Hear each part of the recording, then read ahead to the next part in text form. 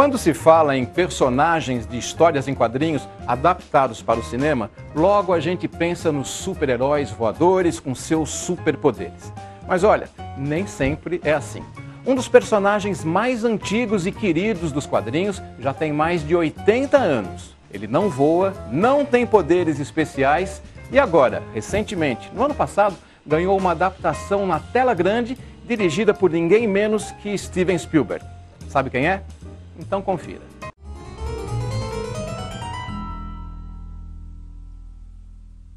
I have to say, your face is familiar. Have I drawn you before?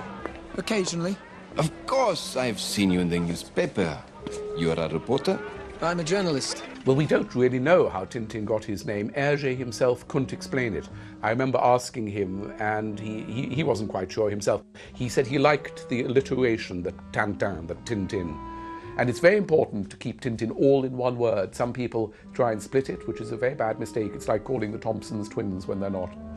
There. I believe I have captured something of your likeness. Ah, not bad. What do you think, Snowy? I think Tintin is absolutely ageless. He is ageless in the sense that during the 50 years that Tintin was developed and his stories were published by Hergé, he never grew old. The world around him changed, but he himself is remaining timeless, which is wonderful. I mean, Tintin as an old man just wouldn't be the same thing at all. Let the kid name his price. When Hergé started Tintin in 1929, he meant him to be 15, which was the age of his younger brother Paul. So I think he was meant to be in that sort of, 15 to 20 bracket. That's how he saw him, I think. Where is that magnifying glass? I think even before I knew what it was, I knew what he looked like. There's something about Hergé's drawing and his artwork that it leaves an imprint on you. It's unforgettable. And then with that knowledge, with that iconic imagery in my head, I watched the animated television series on Channel 4 as a kid in England. I remember the cartoon being on TV, because I remember the beginning, the guy went, Hergé's Adventures of Tin Tin. And he has that incredible quiff, which is, symbolic of moving forwards and upwards. And I think he's exactly that. He's the kind of kid that doesn't take no for an answer. Well, the quiff came about when he was doing that first adventure, which sends him to the Soviet Union. If you look at the early pages, the hairstyle is rather nondescript. I mean, it's not very tidy. It could be anything. But then there's that marvelous moment when he's escaping from the police in a Mercedes open tourer, and the car goes whoosh, and this indeterminate hairstyle goes into a quiff. In the drawing, that's how it happened as he drew it. And that was the hairstyle which stuck. And that and the +4 trousers were the things which became a hallmark of Tintin. Where have you been? Huh? Chasing cats again? And in introducing Tintin, we decided to do what Hergé did, which is to not explain his backstory. Hergé never gave us information about Tintin's family, his parents, but that doesn't matter because I think there's a sense of mystery. There's an enigma to Tintin, which is fun. As a kid, I used to wonder what had happened to his family and why didn't he have a mum and dad and how could he be a reporter when he's so young, and am I going to have to get a job when I'm that young? I mean, when you're a kid, you're using Tintin as a role model and thinking he's famous, he's had adventures, he solves crime. That's what we're doing in the movie. That's our Tintin, and we're not explaining anything that Hergé didn't explain because we don't feel that we need to. We're going to the one place that could have the answer. It's a journey to discovery with a lot of other characters trying to cut that discovery short. The amazing thing is that he was a journalist at heart, and each adventure from 1929 onwards reflected current affairs in a particular part of the world where Tintin was sent. There was an educational reason for that, because this was meant for young readers. It was meant to educate them about parts of the world they wouldn't know about and what was happening. The most amazing thing is that some adventures actually anticipate things which were happening. I mean, the classic example is the Moon Adventure, which was completed in 1953, 16 years before Armstrong took those first steps which Tintin had taken before. A giant rat of Sumatra! Captain Haddock arrives in 1940. There's a very good reason for him arriving, because this had gone on too long, just Tintin and Snowy, and Hergé felt that there needed to be some character development. Excellent. And so he thought it was important to have this alter ego, so he introduced Haddock. And Whenever we have surveys on the most popular characters in Tintin, who is the most popular character? Not Tintin, Captain Haddock. O cartunista belga Hergé, criador do Tintin, ele desenhou e fez histórias com o personagem até 1983, que foi o ano em que ele morreu. Ele era conhecido como o Walt Disney europeu. E outro grande e conhecidíssimo criador de histórias em quadrinhos é o lendário Stan Lee, que fez parcerias memoráveis com Jack Kirby. Os dois criaram em 1961 o Quarteto Fantástico e 5 anos depois, em 66, deu origem ao personagem Surfista Prateado. Esse Surfista Prateado já chegou fazendo o maior sucesso. Aqui, no Cine Mundi, você fica sabendo como nasceu esse poderoso Surfista Prateado.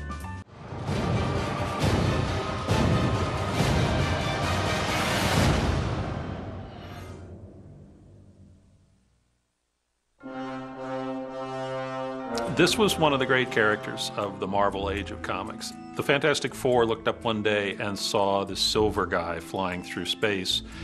Turned out he was the herald of Galactus. Galactus was a world-eating entity that was coming to eat Earth, and the Surfer had been sort of forced to be the guy who would find the planets for the world-eating entity to eat. And now it was going to be Earth. Fantastic Four was able to put a stop to this, but Galactus then imprisoned the Surfer on Earth for having not followed through on his end of the bargain, and that set off what became a major character in Marvel Comics.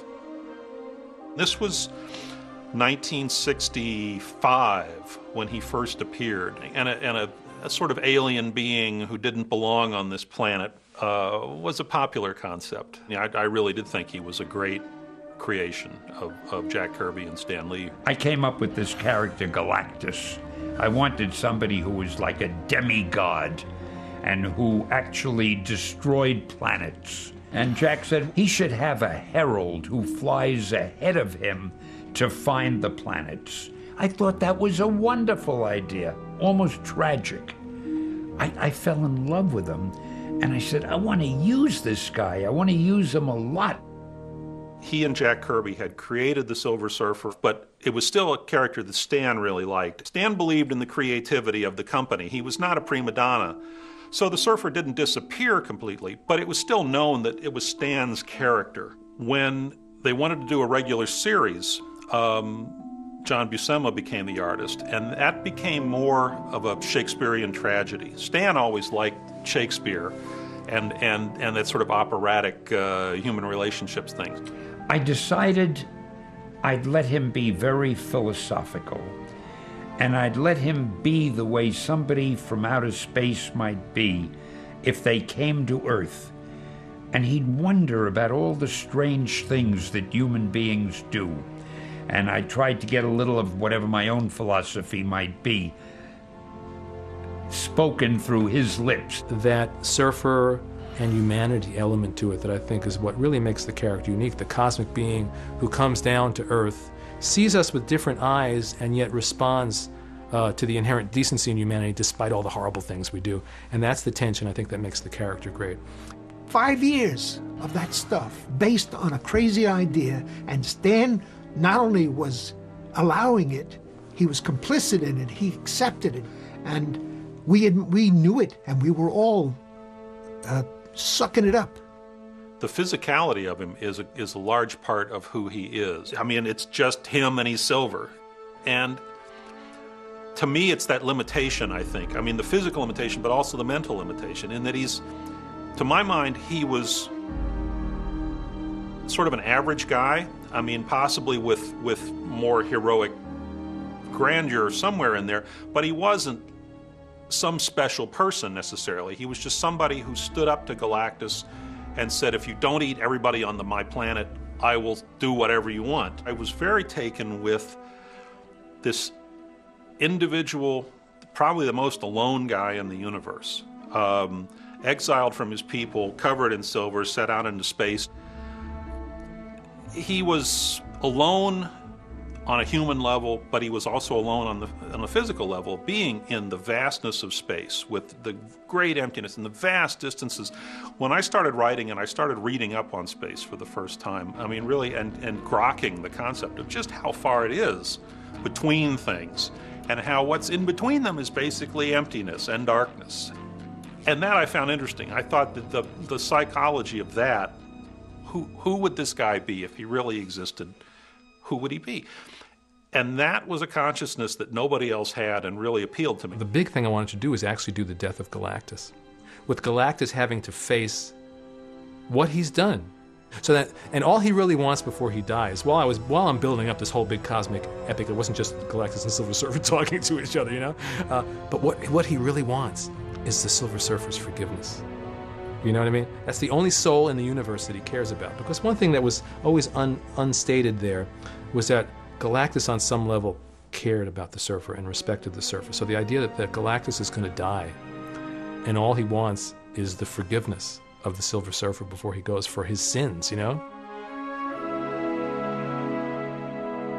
When my first issue, as published, he gets off the Earth and he gets to go back out to where he belonged. I mean, not only was it getting old, not only was it really old that he was stuck on Earth, but also there was so much he could do once he got off Earth. I mean, he's a space guy, and all the stuff about meeting the various entities of space that Marvel had created was all right there once you could actually get at it.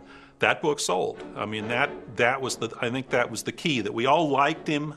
We all thought he was a great guy, but until he could really do everything that he could do, you couldn't really get everything out of him that you could. And people really responded to that Silver Surfer run.